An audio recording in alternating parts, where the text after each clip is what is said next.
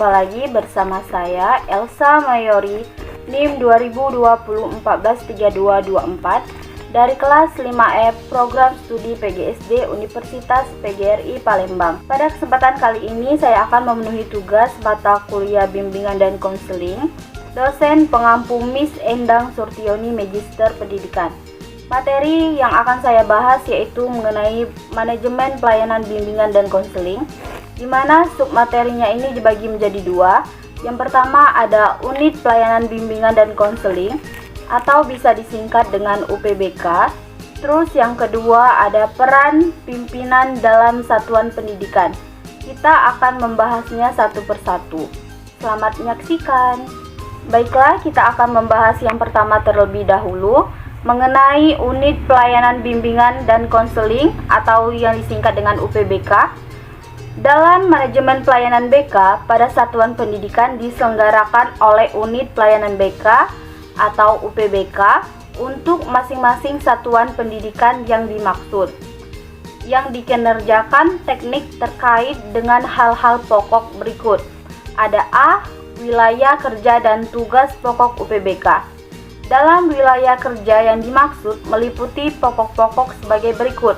Yang pertama ada spektrum pelayanan BK yang menjadi ruang lingkup kinerja seluruh guru BK, dan konselor adalah program BK yang mencakup konsep dasar tentang BK, bidang pelayanan, jenis layanan, dan kegiatan pendukung. Terus kedua ada masing-masing guru BK atau konselor wajib bekerja dalam seluruh spektrum program pelayanan BK tersebut untuk semua peserta didik yang menjadi pembantu pengasuhnya. Terus yang ketiga ada kegiatan guru BK atau konselor dalam spektrum program pelayanan BK tersebut dilaksanakan dengan mengikuti tahapan-tahapan kegiatan.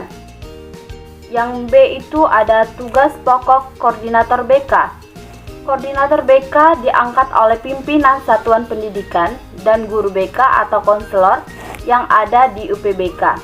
Nah, tugas pokok dari koordinator BK ini yang pertama ada mengkoordinasikan penugasan dalam rangka pengasuhan siswa kepada masing-masing guru BK atau konselor sesuai peraturan yang berlaku. Yang kedua ada mengkoordinasikan penyusunan dan seluruh program BK pada satuan pendidikan yang dimaksud. Terus yang ketiga ada menjadi penghubung antara Kepala Satuan Pendidikan dengan UPBK. Dua, ada peran pimpinan dalam satuan pendidikan. Peran utama pimpinan dalam satuan pendidikan yang terdiri dari kepala dan wakil kepala satuan pendidikan adalah membawahi UPBK dalam kerja manajemen pada satuan pendidikan yang dimaksud terkait dengan hal-hal berikut, yaitu terkait yang A ada terkait pembentukan UPBK. Pembentukan UPBK ini yang pertama ada secara resmi pembentukan lembaga yang bernama Unit Layanan Bimbingan dan Konseling atau biasa disingkat dengan UPBK pada satuan pendidikan yang dipimpinnya. Nah, terus yang kedua ada penyetujuan atau penerimaan penempatan guru BK atau konselor untuk bertugas di UPBK pada satuan pendidikan. Yang ketiga hanya koordinator guru BK yang ada di UPBK sebagai koordinator kualifikasi pendidikan dan kinerja guru BK atau konselor yang ada. Yang B ada fasilitas UPBK. Yang pertama itu ada prasarana dan sarana perkantoran, administrasi, dan biaya serta kesempatan yang mencakup untuk berkembang dan suksesnya UPBK dan kinerja para guru BK atau konselor. Terus yang kedua ada fasilitas kelengkapan untuk kegiatan pembelajaran dan layanan bagi keberhasilan pelayanan BK pada umumnya dan khususnya pelayanan permintaan peserta didik. Yang C ada implementasi kebijakan. Dalam implementasi kebijakan ini ada yang pertama memberi instruksi sesuai dengan peraturan yang berlaku. Terus yang kedua ada kewajiban dan penagih pertanggungjawaban pelaksanaan tugas di koordinator.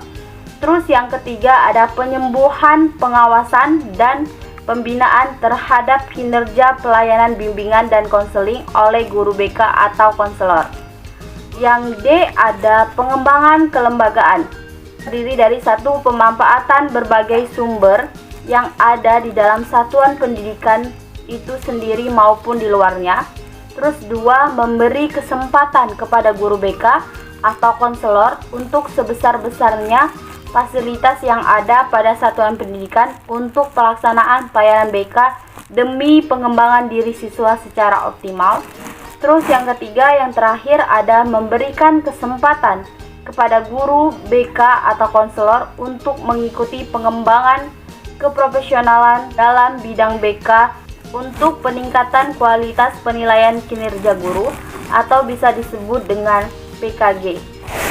Baiklah, itulah materi yang dapat saya sampaikan. Lebih dan kurangnya saya mohon maaf. Kepada Allah saya mohon ampun. Saya akhiri. Wassalamualaikum warahmatullahi wabarakatuh.